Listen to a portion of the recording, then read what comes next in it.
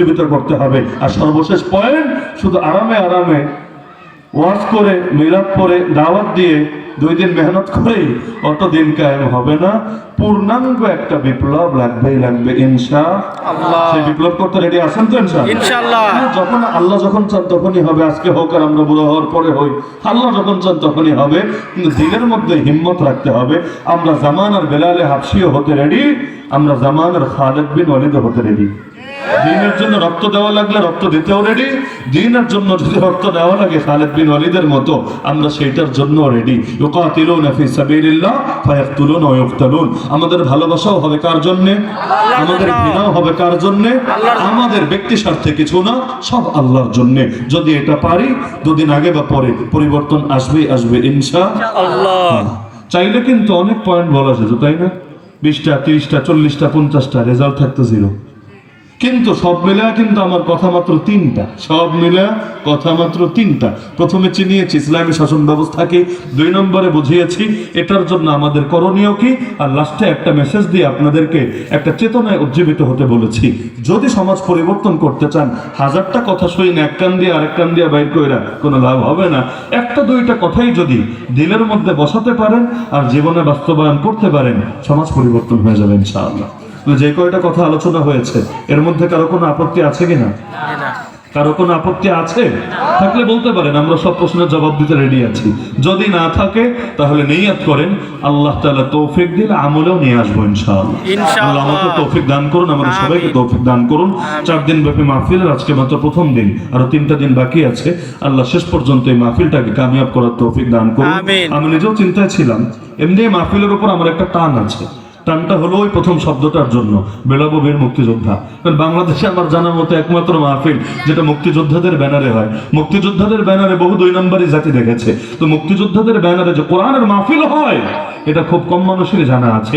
এই দাওয়াত যত ছড়াবে, অন্যরাও নতুন প্রেরণায় তত উজ্জীবিত হবে ইনশাআল্লাহ। কিন্তু চিন্তায় ছিলাম, আজকে যে অবস্থা, একটু পরপর এখানে আগুন লাগছে, ওখানে সমস্যা হচ্ছে। এই যে গতকালও তো বাসের মধ্যে চালক সহ নির্মম, মানে কতটা পাষণ্ড হতে পারে।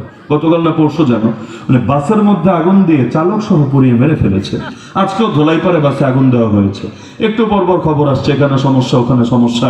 এর মধ্যে আমাদের আলেমদের জানের উপর তো আলাদা হুমকি আসতে শুরু করেছে। এখন থেকে 3 দিন আগে বাংলাদেশের প্রখ্যাত আলেম, নাম বললে হয়তো অনেকেই চিনবেন, হযরত মাওলানা হাবিবুল্লাহ মাহমুদ কাসেমি দামাত বারাকাতুহুল আলিয়া, হঠাৎ করে ভয়াবহ রোড অ্যাক্সিডেন্টে পড়ে এমন আহত হয়েছেন, তিনি নিজে, তার স্ত্রী, তার কন্যা সন্তান সহ মাহফিলে যাচ্ছিলেন অনেক দূরে, সেই নওগাঁ পোরশায় যাওয়ার পথে সিরাজগঞ্জ এমন ভয়াবহ দুর্ঘটনার শিকার হয়েছেন, পাঁজরের 3টা হাড় নাকি ভেঙে গেছে।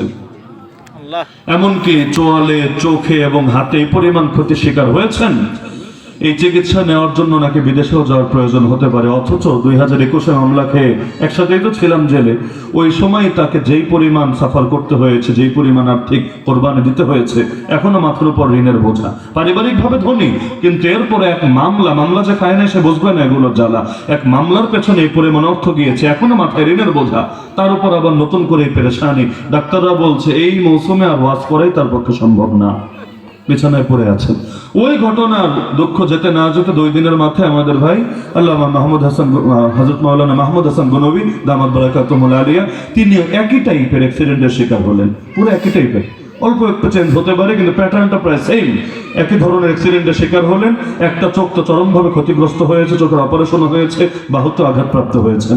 এর মধ্যে আজকে আবার অলিপুরে হুজুরের গাড়ি দুর্ঘটনার শিকার হয়েছে সামান্য, যদিও তিনি আহত হন নাই, কেউ গুজব ছড়িয়েছিল, যেটা হুজুর নিজেও পরে জবাব দিয়েছেন, না আমি আহত হই নাই, কিন্তু একটা গাড়ি প্রাইভেট কার পেছন থেকে এসে আঘাত করেছে, গাড়ির উপর দিয়ে গিয়েছে, আলহামদুলিল্লাহ যান সংরক্ষিত আছে। ওই বাজারের লোকেরা পরবর্তীতে ওই ড্রাইভারকে ধরে এটা মিটমাট করিয়ে দিয়েছে। তাহলে যে হারে আলেমদের জানের উপর খতরা আসতে শুরু করেছে, 3 দিনেই 3 ঘটনা ঘটে গেল। তাহলে পুরো সিজন তো পড়ে আছে, আলেমরা তো এখন প্রতিদিনে বাইরে বাইরে ওয়াজের সিজন। আর আমাকে কয়েকদিন আগে নির্ভরযোগ্য একজন ব্যক্তি, নাম বলার দরকার নেই, তিনি সতর্ক করলেন, হুজুর নির্বাচনের আগে এবং নির্বাচনের পর এই টাইমটা আপনারা খুব বেশি সতর্ক থাকেন, কারণ আমাদের কাছে রিপোর্ট আছে আপনাদের কিছু প্রতিবাদী আলেমকে টার্গেট করা হতে পারে। নিশ্চিত না, কিন্তু টার্গেট করা হতে পারে, সাবধানে থাকেন। তো যে হালত চারদিকে, আজকে অনেকে আমাকে না করেছে, অনেকে একদম ফ্যামিলি মেম্বার থেকে শুরু করে মাহফিলে যায় না। আজকে দরকার নেই, যেহেতু আগামীকাল নিয়ে পুরো দেশ গরম এবং বিশাল ভয়ঙ্কর কিছু হওয়ার চেষ্টা কেউ চালাতে পারে, যদিও সফল হবে না ইনশাআল্লাহ, যাতে জাগ্রত থাকলে কেউ সফল হবে না। আমাকে বহুজন না করেছে, কিন্তু আমার মাথায় বারবার শুধু অন্য মাহফিল হলে আমি না করতাম। কিন্তু আমি চিন্তা করলাম যে বীর মুক্তিযোদ্ধারা আর আমাদের তো এটা আসলে আল্লাহ তাআলা তাদের হায়াতে বরকত দিয়েছেন, না হলে এত দীর্ঘকাল পর আমরা যে তাদেরকে পেয়েছি, এটাই তো বিশাল ব্যাপার। কই 71, যে সময় আমাদের অনেকের বাপ মায়ের বিয়েও হয় নাই, আর কই হলো 2025, এখনো যে আল্লাহ তাদেরকে নেক হায়াতে রেখেছেন। কয়দিন থাকবেন, আল্লাহর ডাকে আবার কখন সাড়া দিবেন। তাদেরকে হারিয়ে ফেললে তো গোটা একটা ইতিহাসই হারায় যাবে। তাহলে এই মানুষগুলো যতদিন আছেন তাদেরকে তো আসলে কদর করা দরকার, এই সময় তাদের দিলে কষ্ট না দেওয়া দরকার। আল্লাহর উপর ভরসা করে আসলাম, বাকি ফিরতে পারবো কিনা আল্লাহ কপালে যা রেখেছেন। আমরা সকলের জন্য দোয়া করি, বিশেষভাবে অসুস্থ আলেমদের জন্য দোয়া করি। আরো একজন আলেম দুনিয়া থেকে চলে গিয়েছেন, হযরত মাওলানা নুরুল হুদা ফয়েজী সাহেব। কোরআনের খেদমতে আল্লাহর বান্দার বড় অবদান ছিল, দুনিয়া থেকে চলে গিয়েছেন। এমনি মুরব্বী শূন্য হয়ে যাচ্ছে, পুরো বাংলাদেশটাই দেখতে দেখতে মুরব্বী শূন্য হয়ে যাচ্ছে। এভাবে চলতে থাকলে আগামীতে আমাদের কপালে কি আছে আল্লাহ ভালো জানে। সুতরাং যুবক ভাইয়েরা, আপনাদেরকে জাতির দায়িত্ব নিতে হবে ইনশাআল্লাহ।